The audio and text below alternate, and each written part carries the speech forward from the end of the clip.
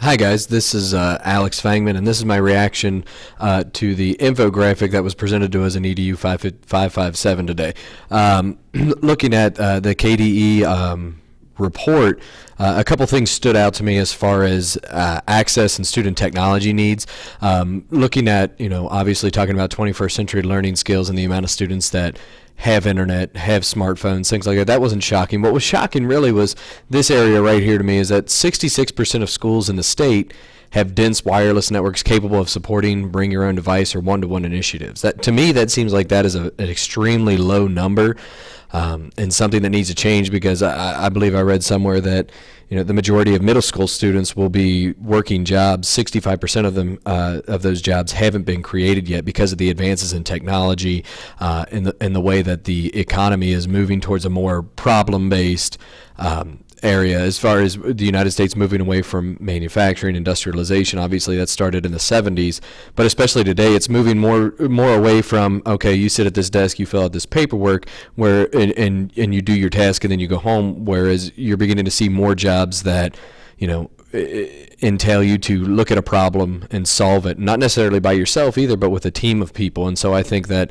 in order for schools to be successful and truly engage students in what they're being taught, is you have to be realistic and realize that you have to present real life scenarios or real world scenarios that they're going to see in the workforce. And nothing better than that is dealing with real world issues, being able to research on the internet, being able to collaborate with other people. And so looking at that 66% of our schools have the wireless capability to support those students was really shocking to me, and something that obviously needs to change if Kentucky's going to move forward and have more success educationally. Looking at multimedia skills, these percentages didn't necessarily shock me. Obviously with social media, Facebook, Twitter, Instagram, things like that, obviously looking at friends' photos, Vine, video online, students find that very easy to do. You just download an app on your smartphone and you're able to do those things. 44% reporting that they upload photos from a camera or a phone. I thought that was low, especially from the phone part, because it's so easy now if you have a smartphone just to take a picture and post it on Instagram, things like that, especially with the 23% that reported never doing so. Obviously, those are probably students that have very limited access to technology, things like that, but today you think of this as like the era of anything you do or say ends up on the internet, especially being an educator, and so we're especially careful with the things that we do say and act upon in the classroom, but having that percentage right there seems very low, especially for the amount of social media use that I see in my classroom for academic reasons and otherwise. Let's see here, and foundational skills, 81% of students said that they reported ease of sending an email. Now, this was shocking to me because I've had students, obviously in the computer lab as much as possible. We don't have as many resources here at my school as obviously teachers would like, but that's a different issue. But when you are able to get on a computer or have laptops brought into your room, things like that, I found that there were a lot of students that didn't understand how to put an attachment onto an email and then send it, or even have an email account that they created or the one that the school gave them. Most of them hadn't used it before, and they didn't understand how to send that email. So I thought 81% of students being able to perform those tasks was on the higher end. Now, obviously, that's a broader scale than what I've been exposed to because it's students across the state. I'm just talking about from the small sample that I've been exposed to as far as that. Looking at the percentages of teachers as well, obviously this goes back and includes, an older generation. I was just reading a recent recent journal entry that was discussing that in a couple years, I think starting with this year's freshman class, that every member of the staff in a school is going to be from a different century than the students that they're servicing. And that's something that we really need to think about when teachers are like, oh, well, I don't want to put technology into my classroom. This generation is so much different than mine, things like that. Well, yeah, they are different because they're born in completely different eras than what we grew up in. I'm only 10 and 11 years older than the juniors that I teach, but they are completely different, and they grew up in a completely different world than I did. And I only graduated from high school in 2004. So it's amazing to see the advances in technology in the world that they live in, as far as that goes. I mean, going back to the article that was posted in the class, thinking about school used to be a doorway opening the world to the rest of, or I'm sorry, open the world to our students. Now today, they can get on their smartphone and access what's going on across the world. They can talk to people across the world on Twitter, on Facebook.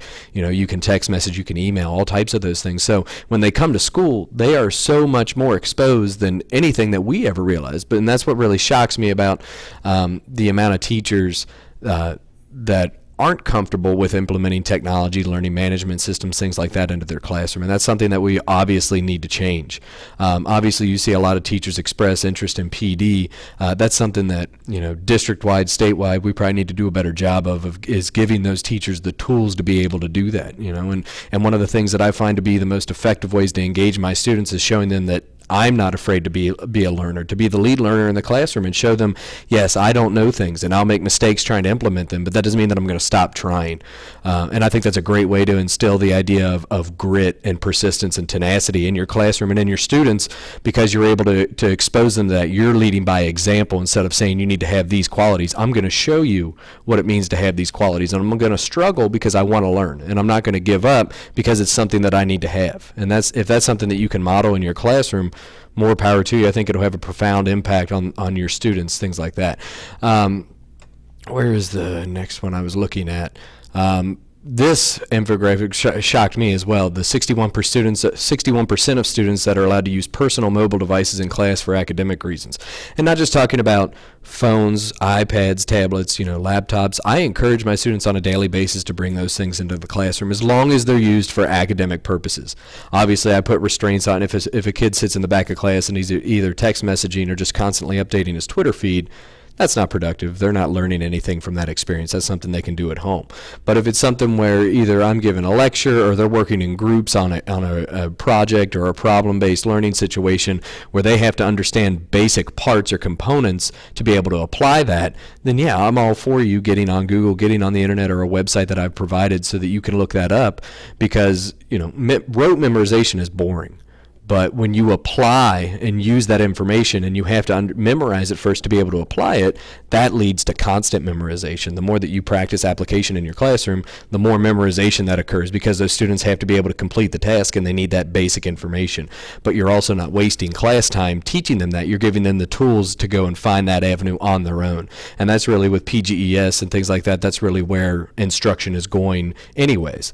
And so you're aiding yourself when you come up with lessons that help you apply those things. So the 61% of students, I thought that was astronomically low, especially with where education is moving towards and the constantly changing standards of Common Core, things like that.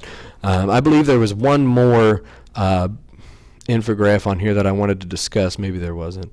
But the map of Kentucky, I don't think that was that shocking. Obviously, understanding the socioeconomic background of certain parts of Kentucky, the Appalachian areas, the eastern Kentucky areas obviously aren't going to have as many resources as schools in northern Kentucky, Lexington, Louisville, a little bit of western Kentucky, and that's just historically the way that those areas have been able to produce economically, and that has a lot to do with the resources that those schools have.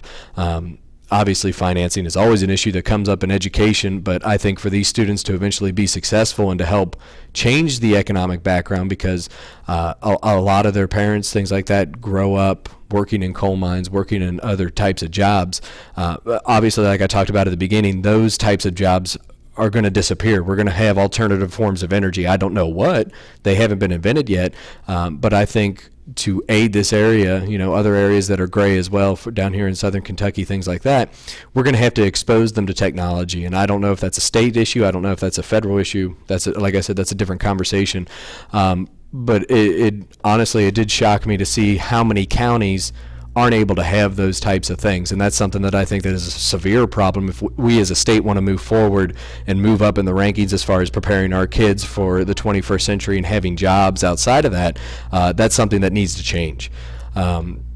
And so this was very eye-opening. It was very informational. Some of it I was shocked by, some of it I wasn't. But it's constantly a struggle to stay on the cutting edge. It's constantly, relevant to our jobs as educators to stay relevant and on top of these topics, because we need to engage our students. And the way that our students are engaged is by asking the question, what does this have to do with me? And I think technology is an amazing way to be able to do that. And so I found this very productive to be able to look at this, and eye-opening.